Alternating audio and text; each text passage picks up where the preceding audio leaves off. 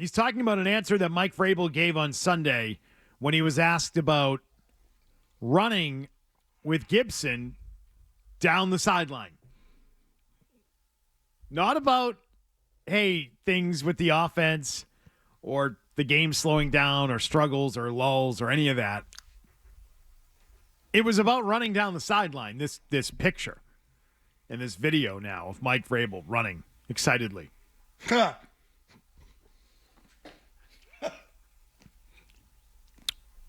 What? I was talking to David Silverman, too, about the picture. Oh, and he does incredible work. he was on the other sideline, and I'm like, it's amazing. Like, and if you hire all these young kids nowadays, and David's been with the team forever. He was team photographer. David Silverman does fantastic photography. Incredible, yeah. He's pretty much chronicled every event with the Patriots, like on and off the field. He's been there forever, and I know David. And some of these new kids that get out there and film, like you get caught in the moment. How many kids during that return pick their head up and look? Or you're Steve Burton, in the end zone, high-fiving Troy Brown down there in overtime in Miami. David stays with the play. And he said, he goes, click, click, click, click, click. And there must have been like 10 to 15 clicks of that to where he got to the exact frame where Vrabel's got the same exact stance as Gibson. It may be the picture of the year. It's a great picture. But, man, everybody's talking about this. Everybody's talking about running with the coach running down the sideline. I think the players like that. It's just part of why I think guys like Mike Vrabel. This type of stuff. And not just because he's a rah-rah guy. And if this was Dan Campbell, we'd probably be cracking on him. So the first part in talking about the lull, he says it just takes one play, and that's what Ramondre did to get us out of that lull. We unfortunately just gave up the punt return and then answered. And Gibby answered, and that unit answered. Again, I feel like we were willing to get into a street fight. We had a little lull. We didn't pack it up and quit. But when he's referring to the lulls, I think he's talking all about offense, isn't he? Because later on, he brings it back up when asked about the performance of Drake May, and that's when he talked about tightening the screws. Mm-hmm. When he said, Drake May is a jockey. He's got to know the flow of the team. And we had penalties and false starts, and, when he feels that lull, that's when we've got to tighten the screws. And it's like, well, what about your defense, Mike? Offense was not the problem in Miami, right? Does everyone agree on that point? Yes. Outside of that organization? Yes. Outside of that coach's locker room? Offense is not the issue. The defense was the issue. It's the best the offense looked in years. Not days or games or weeks, in years. It's been a while since we've seen an offense like that on a game day. Had to pinch yourself, you saw 30 points. Is he being critical enough of his defense? Is he being critical enough of himself as a defensive-minded head coach? As long as he is internally. Team meetings, defensive meetings. I don't know that. I'm just saying if he's getting after their ass internally, I think that's better than hanging him out to dry. I think he is waiting for his best defensive player to come back. That's part of this whole, okay, we could call things a different way if he's out there. It's like if you lose your best receiver, your best running back, oh crap, we gotta call the game differently, Christian Gonzalez does that much for you. That's why a guy like Christian Gonzalez is going to get paid $35 million a year. When you have that lockdown cover corner, they are expensive because they are valuable. They change the game defensively. You play more man. Hard to play man against that team last week. Even if he was out there. They have so much team speed. So, you get in that zone, and then Tua gets in that rhythm. And you knew it was coming at some point.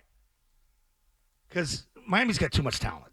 They do. There's something wrong down there, but they're going to get in their modes where, holy crap, they threw 4 plays and they're down the field and they're in. That's how they roll. That's part of the front runners that they are down there. They get up on you and then they try and bury you. Pace of game. I think you survived down there defensively. It wasn't great by any stretch of the means, You're putting Marte Mapu in there at backer. That's where you're at this right now. And they are so thin. They can't afford an injury.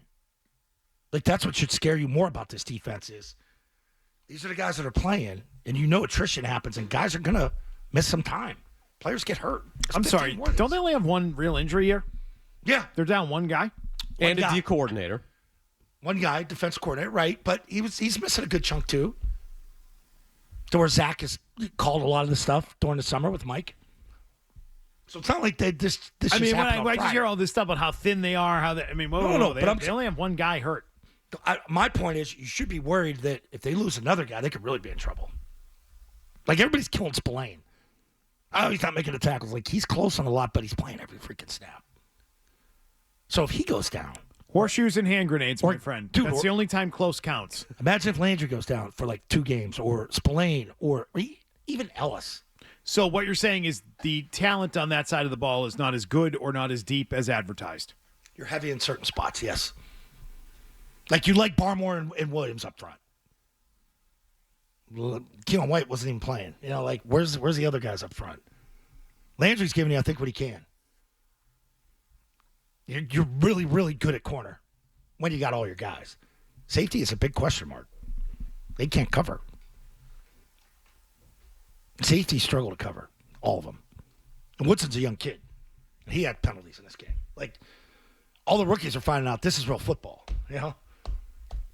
Every rookie, I think, had a penalty in that game.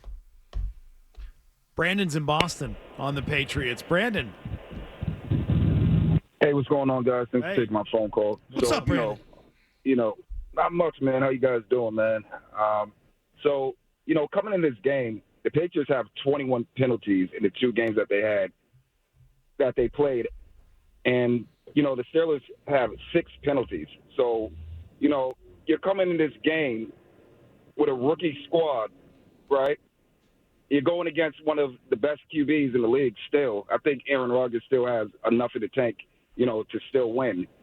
His hard count is immaculate. So you talk about a team that's coming in with 21 penalties. With that hard count, you're talking about offsides. And I don't think they're conditioned and disciplined enough to not jump.